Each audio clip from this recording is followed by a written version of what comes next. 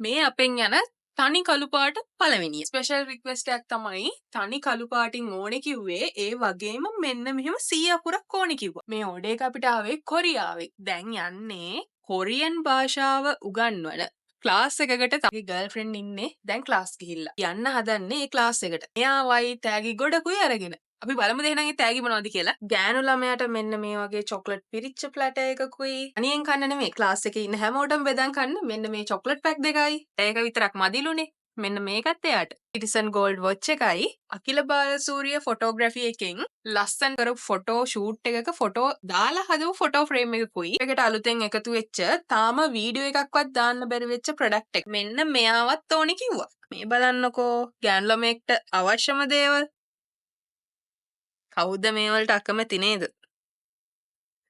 අනික හරිම පහසුවෙන් පිළිවෙලට ලස්සනට බෑග් එකේ දාලා ඕනම තැනකට අරන් යන්නත් පුළුවන්. දැන් එච්චරද? කේකුත් කපන්නයි ඉන්නේ. මේ දවස්වල ට්‍රෙන්ඩින් යන රිබන් කේක් එකයි. එහෙනම් ඉතින් ඉක්මනට යන්න.